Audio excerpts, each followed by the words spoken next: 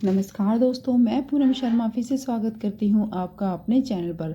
श्रावण मास के मातम्य का 26वां अध्याय आज मैं आपके सामने प्रस्तुत कर रही हूँ। श्रावण अमावस्या को किए जाने वाले वृष पूजन और कुश ग्रहण का विधान बताया गया है इस अध्याय में। ईश्वर बोले, हे सनत कुमार, श्रावण मास में अमावस्या के दिन जो करणीय है उसको आप प्रसंगवश जो कुछ अन्य बात मुझे याद आ रही है उसको मैं आपसे कहता हूँ। पूर्व काल में अनेक प्रकार के महान बल तथा पराक्रम वाले, जगत का विध्वंस करने वाले तथा देवताओं को उत्पीड़न करने वाले दुष्ट दैत्यों के साथ मेरे अनेक युद्ध हुए। मैंने शुभ वृषभ अर्थात नंदी पर आरूढ़ होकर संग्राम किए, किंतु महाशक्तिशाली तथा महापराक्रमी उस वृषभ ने मुझको नहीं छोड़ा। अंधकासुर के साथ युद्ध में तो नंदी का शरीर विदीर्ण हो गया था, उसकी त्वचा कट गई थी और शरीर से रक्त बहने लगा। उसके प्राण मात्र बचे रह गए थे।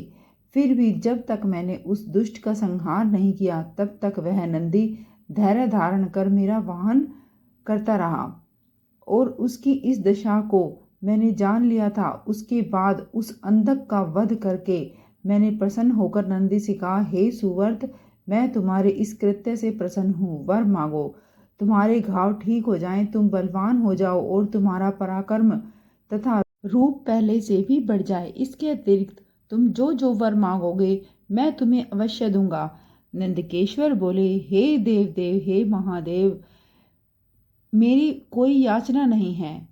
आप मुझ पर प्रसन्न हैं तो फिर इसके बढ़ के और क्या वैभव हो सकता है। तथापि हे भगवान, लोकोपकार के लिए मैं मांग रहा हूँ।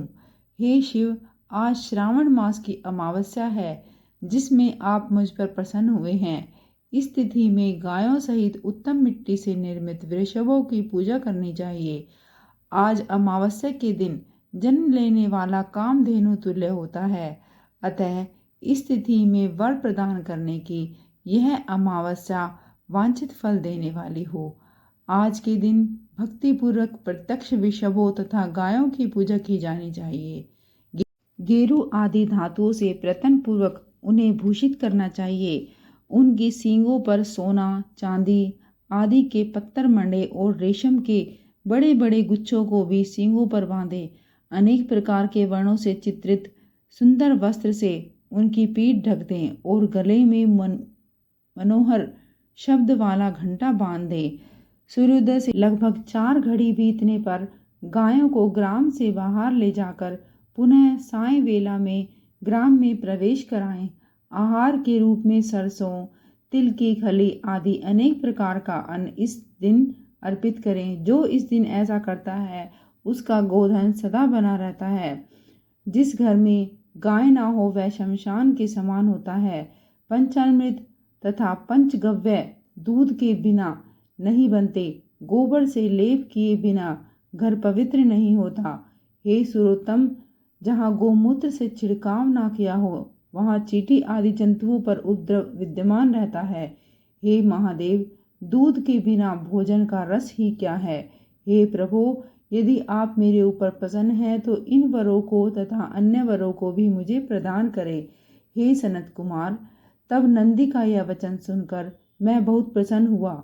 मैंने कहा, हे वृषश्रेष्ठ, जो तुमने मांगा है सब हो जाए। हे नंदिन, इस दिन का जो अन्य नाम है उसे भी सुनो। जो वृषभ किसी के द्वारा कहीं भी किसी कार्य में प्रयुक्त नहीं किया जाता तथा तृण खाता हुआ तथा जल पीता हुआ जो शांतिपूर्वक विचरण करता है तथा महान वीर व बलशाली होता है उसे पोल कहा जाता है। अतः हे नंदिन, उसी के नाम से यह दिन पोला नाम वाला होगा। इस दिन अपने इष्ट बंधुओं के साथ महान उत्सव करना चाहिए। हे वत्स, मैंने उस दिन ये श्रेष्ठ वरदान प्रदान किए थे। अतः लोगों के द्वारा इस श्रेष्ठ दिन को पोला नाम वाला कहा गया है। इस दिन सभी कामनाओं को पूर्ण करने वाला वृषभों का महान उत्सव करना चाहिए। इसके साथ ही अब मैं किसी तिथि में किए जाने वाले कुश ग्रह का वर्णन करूंगा। श्रावण मास की अमावस्या के दिन पवित्र होकर कुशों को उखाड़ लाएं। वे कुश सदा ताजे होते हैं। उन्हें बार बार प्रयोग में लाना चाहिए। कुश, काश, यव, ध्रुवा, उशिर, सकुदक, गेहूं, विग्री, मूंज और बल्लज, ये 10 दर्भ होते हैं। ब्रह्मा जी के साथ उत्पन्न होने वाले तथा ब्रह्मा जी की प्रकट इच्छा को प्रकट करने वाले हे दर्भ, मेरे सभी पापों को नाश कीजिए और कल्याणकारक होइए। इस मंत्र का उच्चारण करने के साथ ईशान दिशा में मुख करके फट मंत्र के द्वारा एक ही बार में कुश को उखाड़ लें।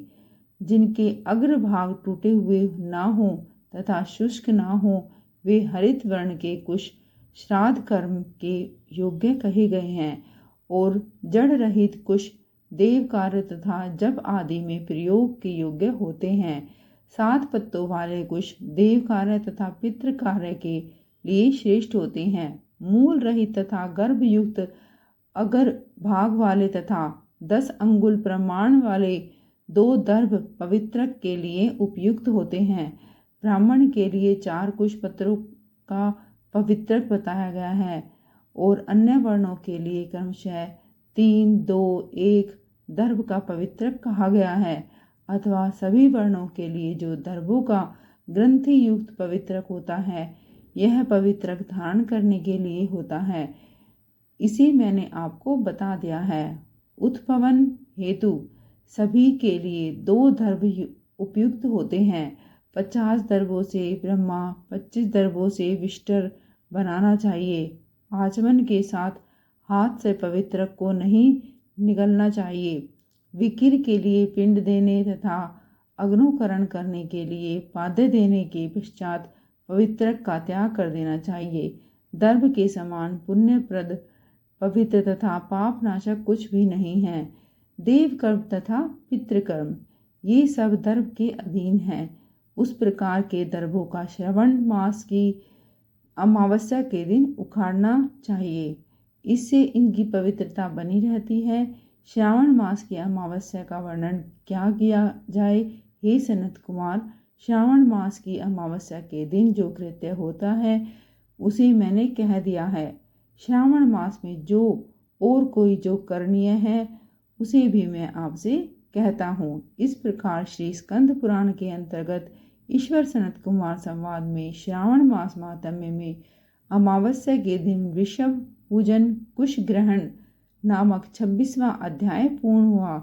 मिलते हैं आपसे अगले अध्याय में। तब तक के लिए हर हर महादेव। महादेव आपकी सब इच्छा पूर्ण करें।